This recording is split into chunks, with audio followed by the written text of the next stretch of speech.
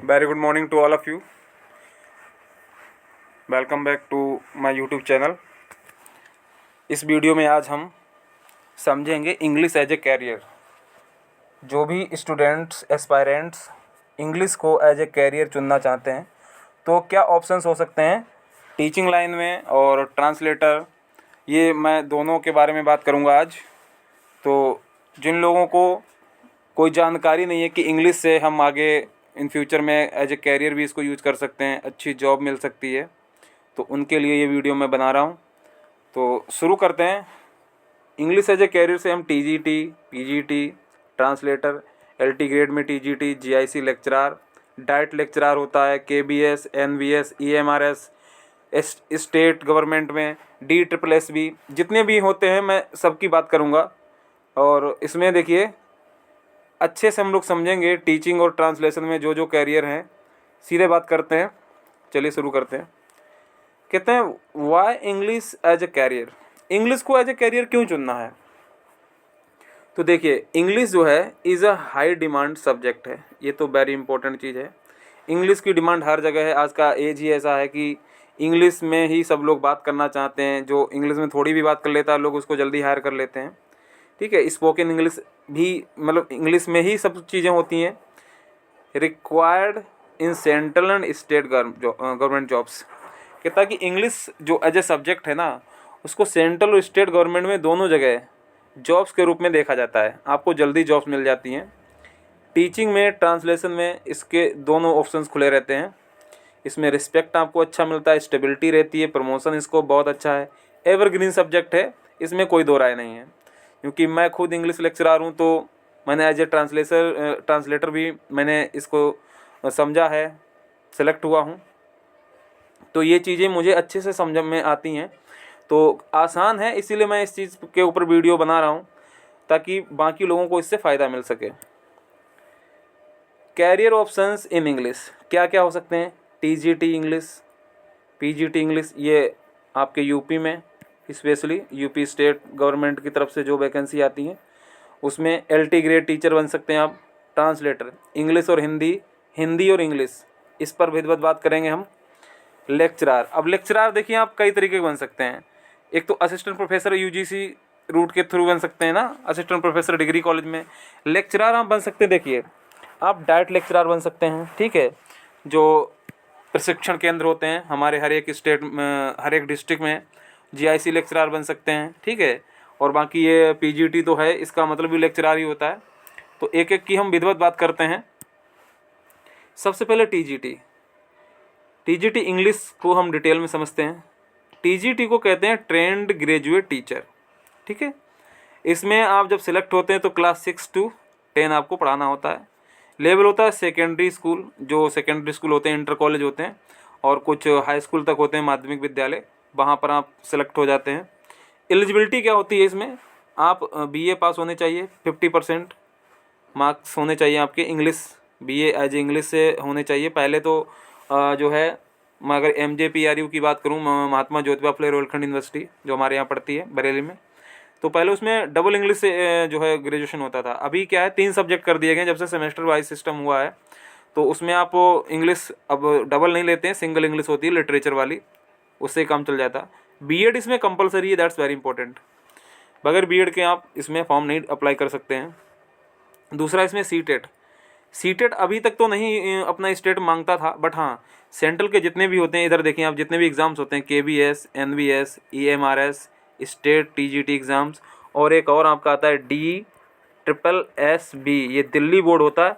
यहाँ पर बहुत अच्छी अपॉर्चुनिटी होती है, आप अच्छे एक ग्रेड पे जाते हैं, टीचर बनते हैं। बाकी जितने भी स्टेट होते हैं वहाँ पर भी, जैसे छत्तीसगढ़ बोर्ड हो गया, उत्तराखंड बोर्ड हो गया, वहाँ पर भी TGT की वैकेंसी निकलती हैं। बिहार बोर्ड में अच्छी वैकेंसी निकलती हैं। तो बाकी सारे स्टेट्स में होती हैं, बट हम सिर्फ यहाँ पर बात कर रहे हैं। अभी बात साथ साथ में सबकी करेंगे, लेकिन जो फेमस बोर्ड हैं जैसे KVS हो गया, नवोदय विद्यालय, केंद्रीय विद्यालय, एकलव्य मॉडर्न स्कूल, ठीक है, ये DSSB, तो इन सब में क्या है सीटेट कंपलसरी होता है। और रिस्पेक्टिव एग्ज़ाम्स की बात यहाँ पे ये कर रहा है कि जैसे अभी तक यूपी में टेट नहीं मांगता था, टेट, लेकिन मुझे लगता है 2026 में जो भी वैकेंसी आने को है, कुछ पेंडिंग में, 2026 में जो वैकेंसी आने को है वहाँ पर टेट मांगेगा। और क्योंकि सरकार इस बार टेट कराने जा रही है, जुलाई के आसपास कुछ है डेट लगी हुई टेट के लिए, तो वहाँ पर जिन लोगों के पास अपना बीएड है, ग्रेजुएशन कंप्लीट हो चुका है, वो टेट ज़रूर अप्लाई करें। और अभी सीटेट का भी एग्ज़ाम लगा हुआ है 8 फरवरी को, तो जो लोग कर रहे हैं अच्छी बात है, क्योंकि फ्यूचर में आपको वैकेंसी देखने को मिलेंगी। तो आप पहले से ही सारी अपनी जो एक क्वालिफिकेशंस हैं अपनी रखिए। तो टीजीटी में अच्छा स्कोप होता है। आगे बात करते हैं और इसके बारे में। पीजीटी इंग्लिश क्या होता है? पीजीटी मीन्स होता है पोस्ट ग्रेजुएट टीचर। क्लास 11 से 12 तक के आप लेक्चरार बन जाते हैं, इसको लेक्चरार बोलते हैं, ठीक है। इंटर कॉलेज में आप लेक्चरार बन जाते हैं, तो LEC लिखा है यहाँ पर, ठीक है, लेक्चरार बन जाते हैं। सीनियर सेकेंडरी लेवल का होता है ये पोस्ट। इसमें एलिजिबिलिटी क्या है? ग्रेजुएशन तो होना चाहिए, साथ में MA इंग्लिश, इसको पोस्ट ग्रेजुएशन बोलते हैं। 50% कंपलसरी है। बीएड मैंडेटरी कर दिया गया है अब, क्योंकि KBS में, NBS में, EMRS में, और मैं पीछे बात कर चुका था DSSB यहाँ पर भी।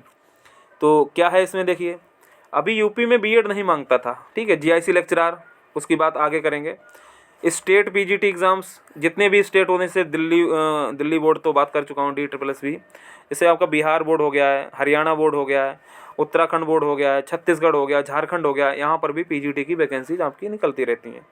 4800 इसमें ग्रेड पे होता है, ये इम्पोर्टेंट है। और जो पीछे वाली आपकी वैकेंसी थी टीजीटी, इसमें 4600 ग्रेड पे की वैकेंसी है, ये अच्छा ग्रेड पे है। तो इसमें आप इंटर कॉलेज में लेक्चरार बन जाते हैं। आपको सिर्फ 11 से 12 तक की क्लास में ही पढ़ाना होता है, और आपके इसमें सिर्फ 5 पीरियड होते हैं, 5 पीरियड, ठीक है। और यहाँ आपके होते हैं 6 पीरियड। टीजीटी में आपके 6 पीरियड होते हैं, आपको 6 पीरियड क्लास लेनी होती है, ठीक है, ये भी इम्पोर्टेंट है। तो आप KBS में केंद्रीय विद्यालय संगठन, NVS नवोदय विद्यालय समिति, EMRS एकलव्य मॉडर्न वाला, और स्टेट पीजीटी में अच्छे से अप्लाई कर सकते हैं। और मैं एक चीज़ और बताता चलूँ, इसमें देखिए यूपी में जो वैकेंसी आती है उसमें आपका इंटरव्यू है, इसमें IB है इंटरव्यू, इसमें इंटरव्यू है, इसमें आपका इंटरव्यू नहीं है, और DSSB में भी यहाँ इंटरव्यू नहीं होता है। स्टेट पीजीटी में कई जगहों पर इंटरव्यू हैं, लेकिन कई जगहों पर इंटरव्यू नहीं है। तो जहाँ जहाँ इंटरव्यू, मैंने यहाँ पर IB लिख दिया, ये IB मीन्स इंटरव्यू, ठीक है। चलिए अब मैं देखिए यहाँ पर सैलरी की बात करता हूँ। टीजीटी में सैलरी कितनी होती है, पीजीटी में सैलरी कितनी होती है? कमोबेश जितने भी टीजीटी, मतलब चाहे केंद्रीय विद्यालय, Navodaya Vidyalaya, EMRS, DSSB, state government में जितने भी होते हैं, उन सब का जो है पे लेवल लगभग में सेम होता है, 7 होता है। और शुरुआती सैलरी जो होती है आपकी, बेसिक सैलरी बनती है 44,900। ये केवल बेसिक पे है, बेसिक सैलरी है। इसमें आपका जुड़ता है DA, जो DA चल रहा है, ठीक है, वर्तमान में जो भी DA चल रहा होता है वो आपका DA जुड़ता है। दूसरा क्या है, इसमें आपका HRA जुड़ता है। HRA तो सब जगह जुड़ता है, लेकिन जो स्टेट गवर्नमेंट के बाद जो आपका KBS NBS होता है, वहाँ पर आपको TA मिलता है, कहता है DA HRA TA लिखा हुआ है यहाँ पर। प्लस एक्स्ट्रा भी बोनस कभी कभी क्या होता है, जैसे जो नवोदय विद्यालय में लोग होते हैं वहाँ पर उनको वहाँ रहने का भी 10% कई अलाउंसेस मिल जाते हैं। टीजीटी से आपका पीजीटी में प्रमोशन हो जाता है 10 साल में। इसमें कई कई जगहों पर कुछ और होगा, यहाँ पर 10 ईयर्स लग जाता है प्रमोट होने में, ठीक है। अच्छा, पीजीटी की क्या है? पीजीटी में पे लेवल आपका 8 होता है, 4800 ग्रेड पे होता है इसमें, 4800। इसमें होता है आपका 4600 ग्रेड पे, ठीक है, शुरुआत में 4600 होता है। और 44,600 ये शुरुआती सैलरी है। बट इसमें देखिए आपका यही आपका देखिए DA जुड़ता है, HRA जुड़ता है, और आपका इसमें TA भी जुड़ता है। TA जो सेंट्रल गवर्नमेंट की वैकेंसी होती है वहाँ पर आपको TA भी मिलता है। TA मीन्स होता है ट्रैवलिंग अलाउंस, ठीक है। और इसकी जो हाईएस्ट बनती है 1,51,100, ये मतलब बाद की सैलरी बता रहा, बट इससे तो कई ज़्यादा बनती है। आप कई साल जब जॉब करते हैं, 10-15 साल करेंगे तो काफ़ी अच्छी सैलरी हो जाती है। इसमें हायर अलाउंसेस वही बात कर रहा है। प्रमोशन क्या होता है, आप वाइस प्रिंसिपल बन जाएंगे, प्रिंसिपल बन जाएंगे। देखिए यहाँ पर यूपी में वाइस प्रिंसिपल की पोस्ट नहीं होती है, बट हाँ प्रिंसिपल बन जाते हैं। लेकिन होता क्या है कि जब प्रिंसिपल कोई नहीं है वहाँ, तो आपको कार्यवाहक प्रिंसिपल बना दिया जाता है, इंचार्ज प्रिंसिपल, ठीक है। लेकिन बाकी बोर्ड्स में क्या है, जैसे आप मीन्स टू से KBS नवोदय और EMRS में, वहाँ पर क्या है अपना डिपार्टमेंटल एग्ज़ाम हो जाता है, तो वहाँ पर आप प्रिंसिपल बन जाते हैं, ठीक है। कई जगहों पर प्रिंसिपल आप डायरेक्ट बन जाते हैं, लेकिन आप पीजीटी के बाद आप प्रिंसिपल सीधे बन जाते हैं, वो यूपी में है अभी तक। लेकिन अब आगे एग्ज़ाम होंगे तो प्रिंसिपल फिर वहाँ आप एग्ज़ाम से बनेंगे, तो ये अच्छी सैलरी होती है। अभी के टाइम में अगर मैं बात करूँ तो 60% DA हो चुका है। ठीक है दोस्तों, 60% DA, 60% DA मीन्स 44,900 का 60% आप निकालेंगे, वो इसमें ऐड करेंगे तो ये सैलरी आपकी बनेगी जाके लोगों में 80,000 प्लस बनेगी। TGT की 80 प्लस बनेगी, ठीक है। और PGT की मुझे लगता है 90 के आसपास जो है आराम से बन जाएगी। 10,000 का इसमें जो है डिफरेंस रहेगा। अच्छा, LT ग्रेड इंग्लिश क्या होता है? LT ग्रेड में जो है ना, इसको लाइसेंसिएट टीचर कहते हैं, लाइसेंसिएट बोल सकते हैं इसको, ठीक है। ये स्टेट लेवल पे होता है, सभी स्टेट करवाते हैं। जैसे UK LT ग्रेड होता है, उत्तराखंड, ठीक है। बाकी सारे स्टेट, इसमें क्लासेस 6 to 10 आपको पढ़ाना होता है। ये ओनली स्टेट गवर्नमेंट जॉब है, ये ध्यान रखना, वेरी इंपॉर्टेंट है। बाकी TGT की बात मैं कर चुका हूँ, सभी सेंट्रल गवर्नमेंट में होते हैं। जैसे यहाँ पे बोल भी रहा है UP LT grade, UK LT grade, ठीक है। अदर स्टेट LT होती हैं। एग्जाम सैलरी 44,900 से, पे लेवल 7 वही सेम है, पीछे बात कर चुका हूँ मैं सैलरी की। सैलरी लगभग सेम होती है इसमें, सब में HRA DA यही मिलता है, TA यहाँ नहीं मिलता है, इस चीज़ को ध्यान रखना। एलिजिबिलिटी देखिए क्या है इसमें, BA इंग्लिश और B.Ed कंपलसरी है। अभी तक तो सिर्फ यही था, लेकिन अब आगे मुझे लगता है ये टेट ज़रूर अप्लाई करेंगे, क्योंकि जितने भी बाकी जगह पर जो TGT की वैकेंसी, इसको LT ग्रेड को हम TGT भी बोल सकते हैं, ठीक है। ये क्योंकि उसी की इक्विवेलेंट होती है। और इस बार इसमें इन्होंने प्री और मेंस 2 तरीके का एग्ज़ाम किया है। प्री और मेंस, प्री हो चुका है, मेंस का एग्ज़ाम अभी आगे लगा हुआ है मई जून में, ठीक है। लेकिन जो स्टेट TGT होता है उसमें सिर्फ सिंगल पेपर होता है। बाकी जो आपके सेंट्रल गवर्नमेंट की जो भी होती है ना, KBS NBS EMRS, उसमें 2 पेपर्स होते हैं। और कईयों में तो वहाँ पर आपको इंटरव्यू भी देना पड़ता है। जैसे नवोदय KB में जो है आपको इंटरव्यू फेस करना होता है।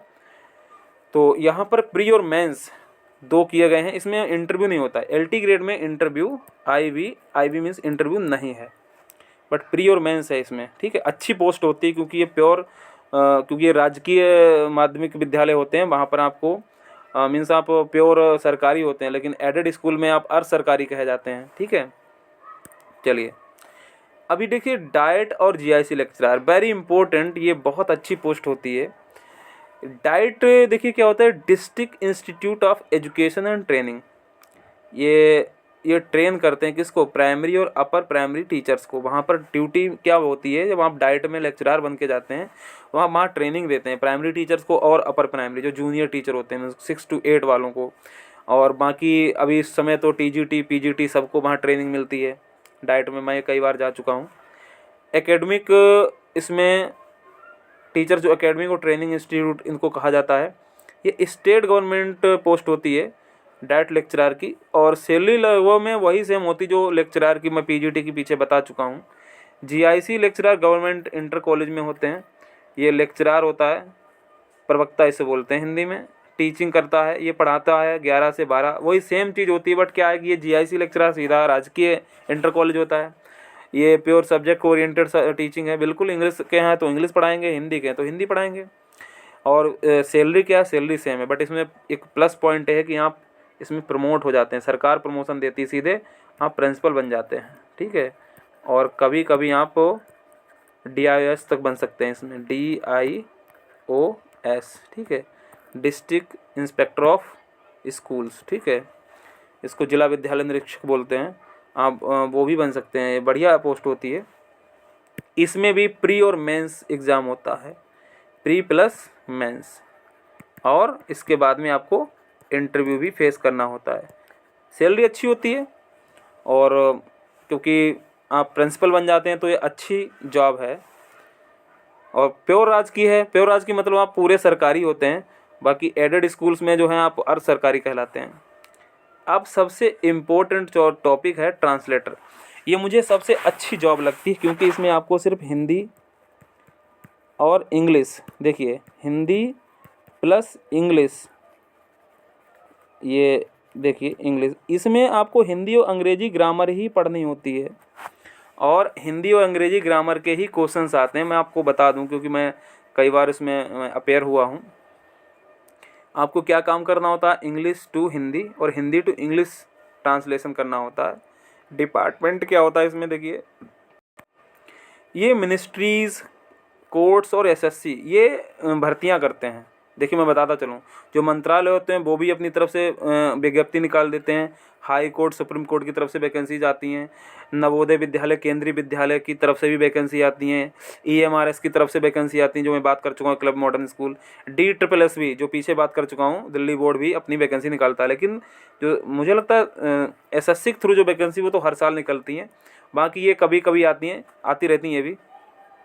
तो इसमें देखिए एग्ज़ाम क्या है, SSC translator, state translator post होती हैं।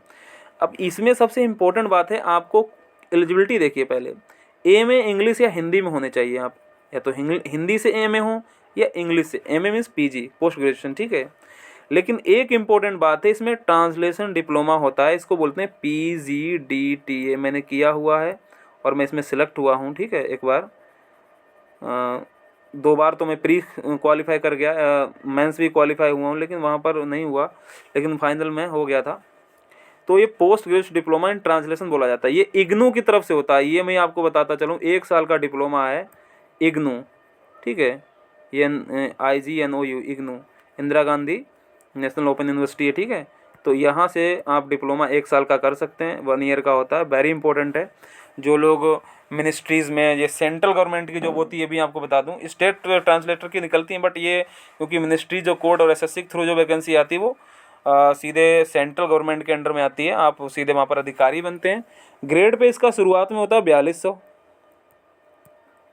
जूनियर ट्रांसलेटर है, और सैलरी 5400। ये तो शुरुआत, मतलब ये बेसिक सैलरी। इसमें फिर आपका HRA जुड़ता है, ठीक है, DA जुड़ता है, TA जुड़ता है। तो इसकी ये सैलरी आपकी बनती जाके लोगों में, आप समझिए, मुझे लगता है अभी के हाल में 70,000 के आसपास सैलरी बनती है आपकी, जो फर्स्ट टाइम ट्रांसलेटर बनते हैं। इसके बाद में आपका प्रमोशन हो जाता है, आप सीनियर ट्रांसलेटर बन जाते हैं, ठीक है।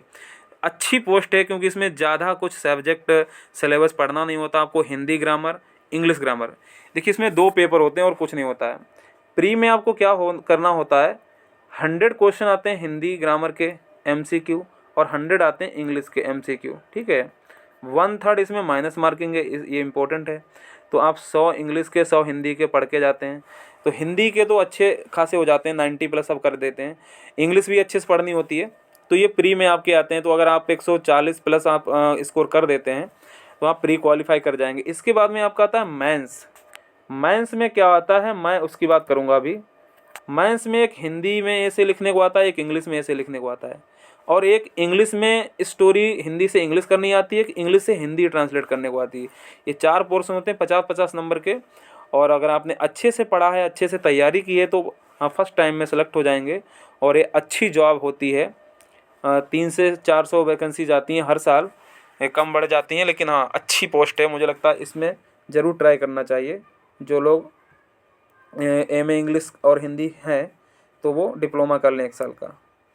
अब देखिए मैं यहाँ पर थोड़ा कंपैरिजन आपको करके बता दूँ, KBS, NBS, EMRS और इसका कंपैरिजन क्या है। देखिए बॉडी क्या है, मतलब संगठन कौन सा, केंद्रीय विद्यालय संगठन। ये सेंट्रल गवर्नमेंट की किस टाइप की जॉब होती है, ऑल इंडिया होती है भाई।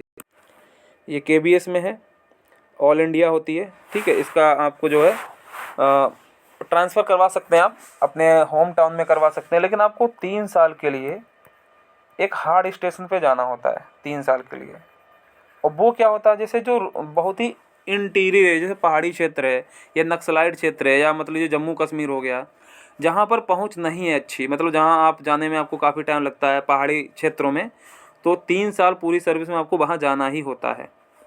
नवोदय विद्यालय भी सेंट्रल गवर्नमेंट की नौकरी है, ये रूरल एरिया में होता है। ये नॉर्थ ईस्ट में अधिकतर स्कूल्स हैं, वैसे हर ज़िले में एक स्कूल होता है नवोदय विद्यालय। ये भी ऑल इंडिया है, लेकिन ये रूरल एरिया में होता है, जो ग्रामीण क्षेत्र होते हैं वहाँ पर आपको पोस्टिंग मिलती है।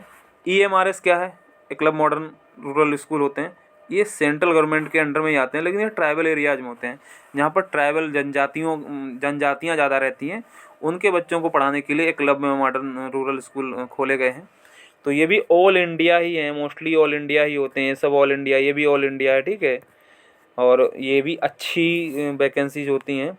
स्टेट में आपको सीधे स्टेट गवर्नमेंट में रहना होता है, इसमें स्टेट में ही आपको ट्रांसफ़र मिलता है, आप स्टेट के बाहर नहीं जा सकते हैं। जैसे UP में होता है, ठीक है, जैसे बिहार में होता है, दिल्ली है, दिल्ली में पोस्टिंग होगी तो दिल्ली में ही रहेंगे, बाहर नहीं जा सकते हैं आप, ठीक है।